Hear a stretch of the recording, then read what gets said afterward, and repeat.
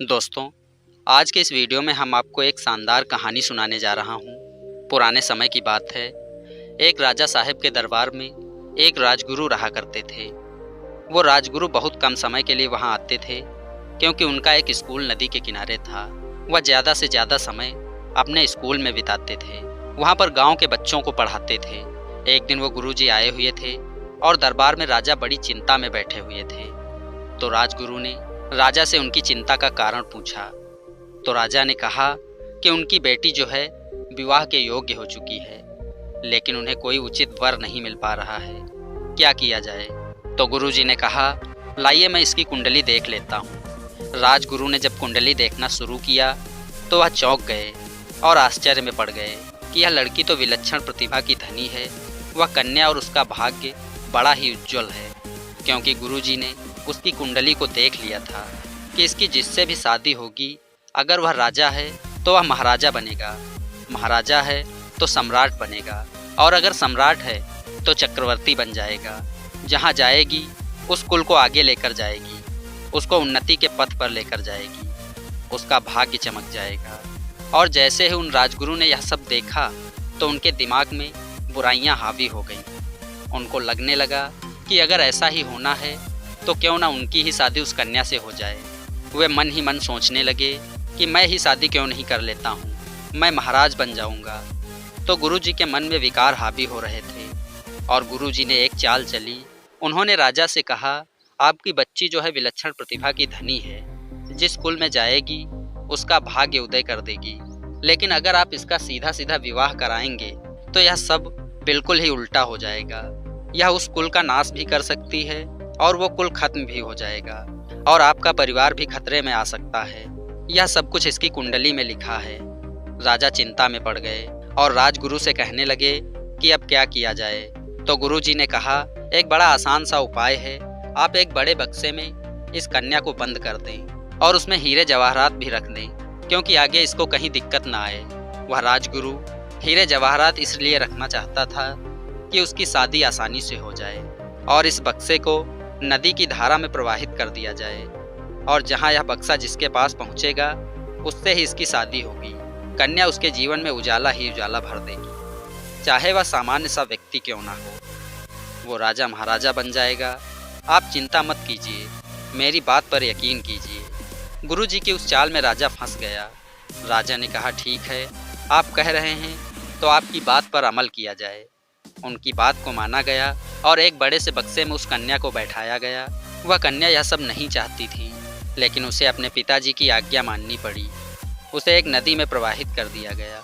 अब वह राजगुरु दौड़ते हुए अपने स्कूल में गए और वहां पहुंचकर अपने सभी बच्चों से कहा कि आज छुट्टी है, आज मैं आपको पढ़ाऊंगा नहीं, लेकिन आपको एक काम देता हूं कि नदी के किनारे जाओ और वहां पर एक मेरा बक्सा बहता हुआ आ रहा है, उसे पकड़कर मेरे पास लाओ और मेरे कक्ष में लाकर रख दो, और बाहर से दरवाज़ा लगा देना। मैं चाहे जितना भी चिल्लाऊं, लेकिन खोलना मत। गुरुजी की आज्ञा को लेकर बच्चे नदी की तरफ चल दिए और वहां पर पहुंचकर नदी में नहाने लगे और उस बक्से का इंतज़ार करने लगे।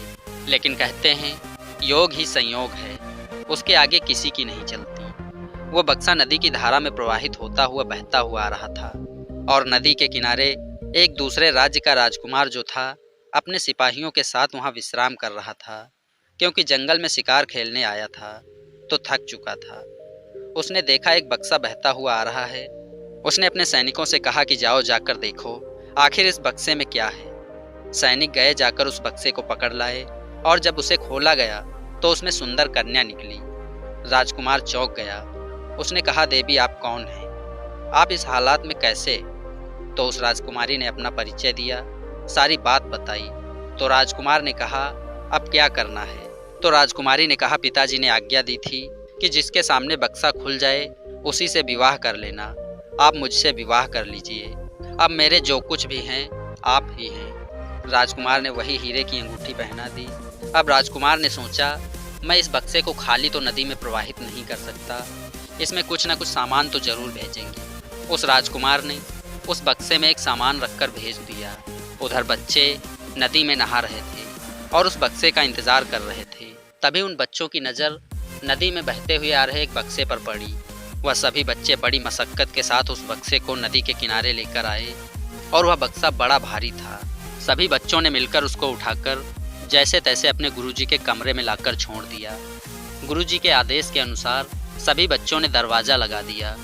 गुरुजी अंदर थे और बड़े उत्साहित थे कि बक्सा खुलेगा, कन्या हमसे विवाह करेगी। बिना देरी के उन्होंने बक्सा खोला तो अंदर जिंदा भालू था। वो राजकुमार जंगल में शिकार करने के लिए आया हुआ था तो एक जिंदा भालू पकड़ कर लाया था। उसने उसी भालू को उस बक्से में बंद करके नदी की धारा में प्रवाहित कर दिया था। जब बक्सा खुला तो जिंदा भालू बाहर निकला। वो तो परेशान हो रखा था। उस भालू ने गुरुजी पर आक्रमण कर दिया। गुरुजी चिल्लाने लगे, बचाओ बचाओ। कमरे के बाहर जो बच्चे थे उनको गुरुजी की आवाज़ आ रही थी, लेकिन गुरुजी ने पहले ही कह रखा था कि मैं लाख चिल्लाऊं लेकिन मेरा दरवाज़ा नहीं खोलना। एक लड़के ने सोचा चलो दरवाज़ा खोल देता हूँ, तो सभी बच्चे मना करने लगे कि गुरुजी ने कहा था कि मैं लाख चिल्लाऊं फिर भी दरवाज़ा नहीं खोलना। और उधर अंदर जो भालू था वह हमला करने लगा और गुरुजी को पल भर में मौत के घाट उतार दिया। और उधर राजकुमार उस राजकुमारी को अपने राज्य में ले गया और अब वह राजकुमार राजा बनेगा और राजा से महाराजा और महाराजा से सम्राट बनेगा। दोस्तों, इसीलिए किसी ने बड़े कमाल की बात कही है कि आपके हाथ से तो कोई छीन सकता है लेकिन आपके नसीब से कोई नहीं छीन सकता। तो दोस्तों, यह कहानी हमें यह सिखाती है कि अगर आपकी बुराइयां आप पर हावी हो गईं तो आपका अंत निश्चित है। इसलिए बुराइयों को अपने ऊपर हावी मत होने देना। दोस्तों, यह कहानी आपको कैसी लगी कमेंट में हमें ज़रूर बताना। अगर यह कहानी आपको पसंद आई हो तो वीडियो को एक लाइक करके अपने दोस्तों के साथ शेयर करना ना भूलें। इसी तरह के और भी वीडियो देखने के लिए हमारे चैनल को सब्सक्राइब करके बेल आइकन को ज़रूर दबा लें, जिससे नए वीडियो के नोटिफिकेशन आपको मिलते रहें। वीडियो पर आपका अपना कीमती समय देने के लिए बहुत बहुत धन्यवाद।